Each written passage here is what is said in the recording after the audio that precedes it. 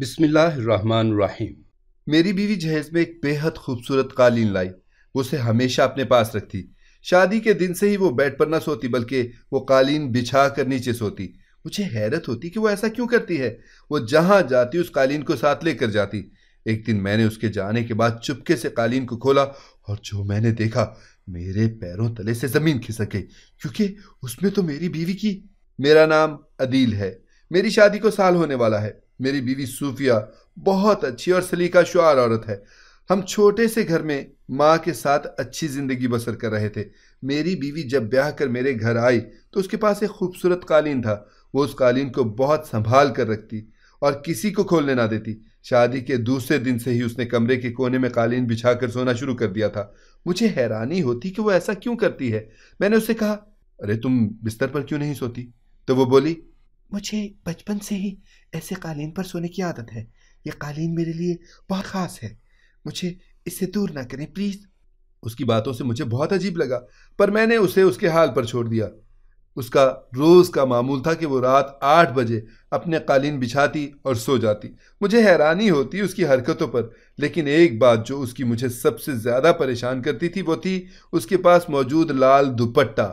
وہ اس دوپٹے کو صرف سوتے ہوئے استعمال کرتی تھی اور صبح اٹھنے سے پہلے ہی الماری میں رکھ کر تالا لگا دیتی تھی۔ وہ لال رنگ کا دوپٹہ کچھ عجیب سا تھا۔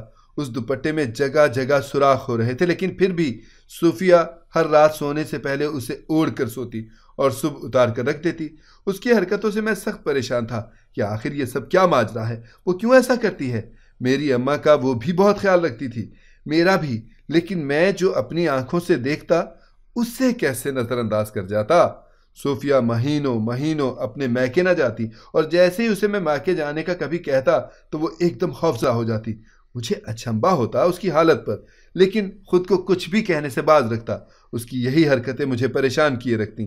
وہ سردی گرمی اسی قالین پر سرخ دوپٹہ پہن کر سوتی اور صبح عزم معمول اپنے کام میں مشغول ہو جاتی۔ اس کی انہی تعجب بھری حرکات نے اسے میری نظر میں مشکوک کر دیا تھا۔ آخر ایسی بھی کیا لگن اس قالین سے کہ اسے ہاتھ بھی نہیں لگانے دیتی۔ میں اپنے اصولوں کا بہت سخت تھا۔ وہ میرے معاملے میں کبھی کوتاہی نہ کرتی، بلکہ ہمیشہ مجھے میرے تمام کام کیے ہوئے ملتے۔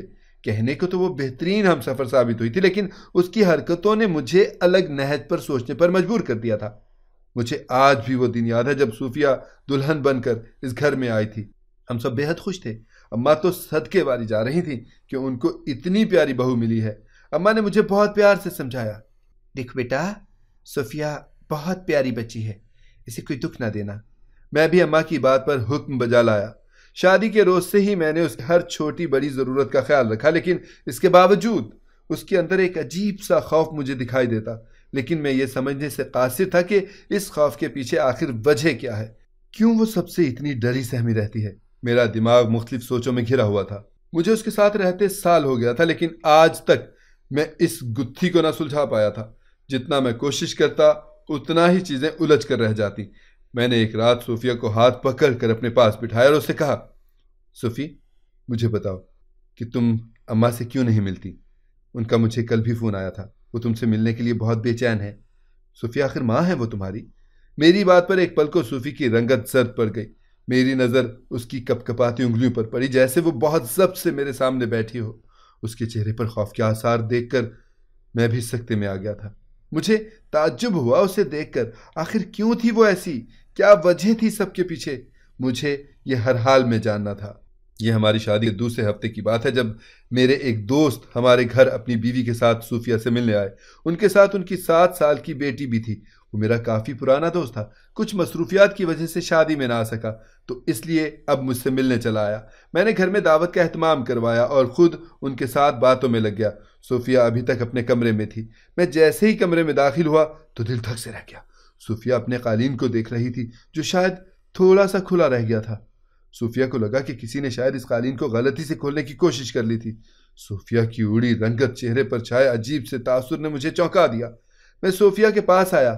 اب میرا رخ صوفیہ کی طرف تھا، جو بڑی دل جمعی سے قالین کو دیکھ رہی تھی، جیسے اس کی زندگی میں اس سے زیادہ ضروری کوئی کام ہے ہی نہیں۔ مجھے اس کی بات پر پہلے ہی غصہ تھا۔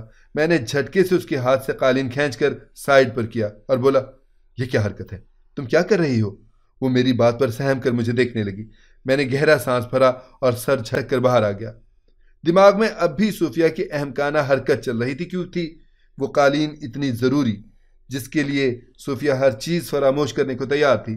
صوفیہ نے سب کے ساتھ مل کر کھانا کھایا اور چپ چاپ کمرے میں آ گئی۔ میں ان کو باہر تک چھوڑ کر آیا، تب تک صوفیہ اپنا قالین بچھا کر دوپٹہ سر پر اچھی طرح اوڑھے لیٹ چکی تھی۔ مجھے اب سمجھ نہیں آ رہا تھا کہ کیا کروں، کس طرح ان حالات سے نمٹوں۔ میرا ذہن صوفیہ کی اول جھلول حرکتوں سے معاف ہو گیا تھا۔ اگر میں اماں سے کہتا تو ضرور گھر میں فساد ہو جانے تھے۔ میں نے سوچا کیوں نہ میں چھپ کر پتہ لگاؤں کہ آخر اس قالین میں ایسا ہے کیا جو صوفیہ یہ سب کرتی ہے۔ دن پر لگا کر اٹھتے گئے۔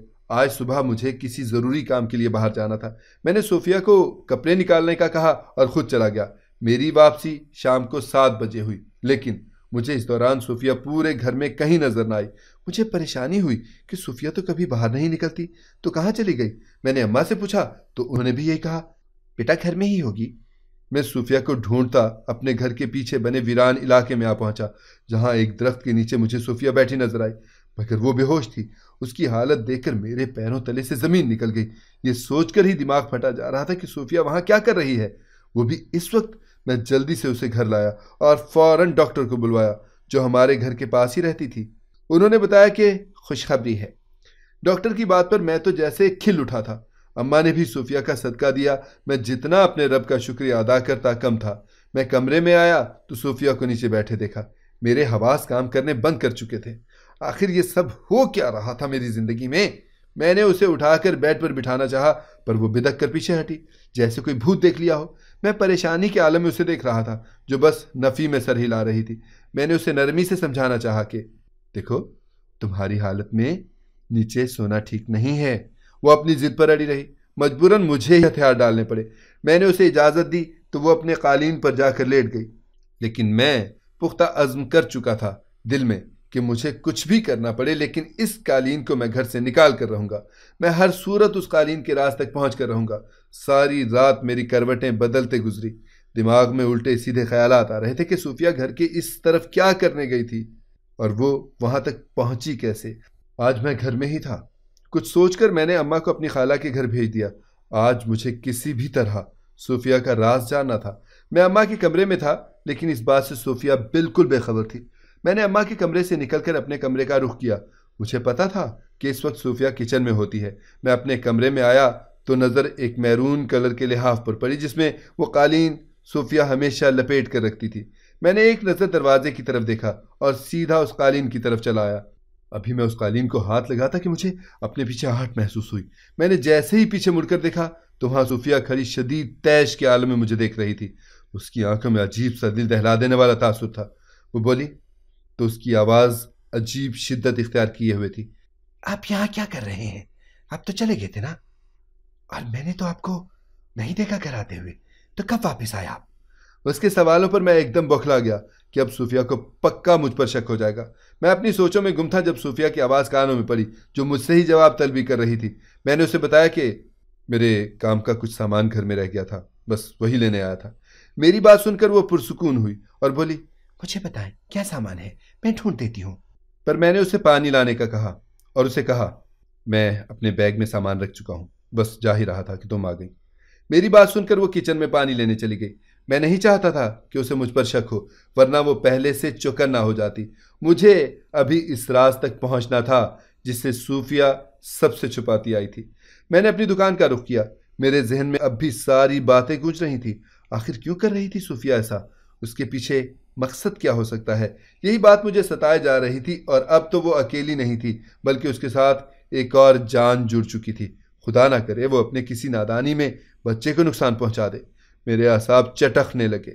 سوچوں کے جال میں میں بری طرح پھنس چکا تھا۔ جب میری دکان پر ایک بی اماں چلی آئیں، وہ کافی ضعیف تھیں۔ میں نے ان کو آرام سے بٹھایا اور پانی منگوایا۔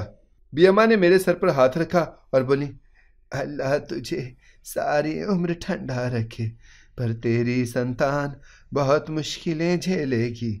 دنیا میں آنے سے پہلے، بہت کچھ غلط ہونے سے پہلے معافی مانگ لے اس گناہ کی جو تو کر چکا ہے۔ اللہ معاف کرنے پر قادر ہے۔ مت جاؤ اس راہ پر جس سے واپسی پر صرف تباہی ہے۔ ان کی باتوں پر میں دم سادھے انہیں زرد بڑھتی رنگت کے ساتھ دیکھ رہا تھا۔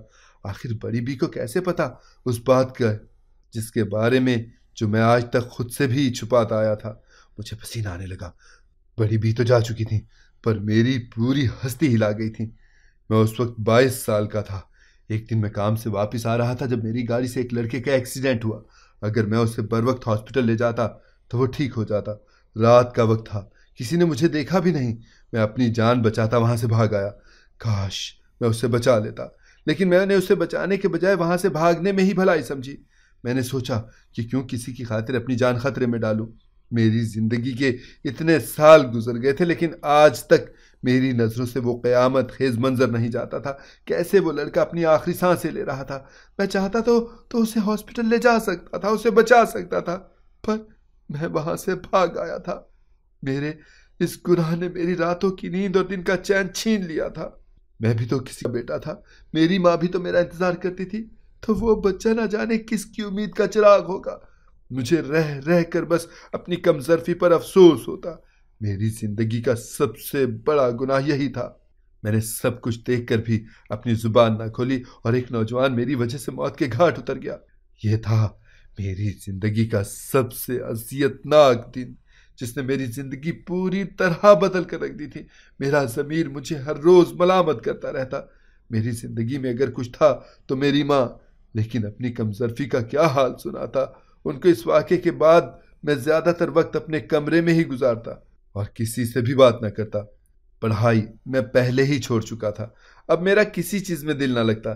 میری عمر 25 سال ہو گئی تھی، لیکن میں نے اب خود کو خود تک محدود کر لیا تھا۔ آج اس بی اماں کی باتوں نے میرے ذہن کے پردوں پر وہ ساری پرانی اذیتناک یادیں تازہ کر دی تھی جن سے میں اب تک بچتا آیا تھا۔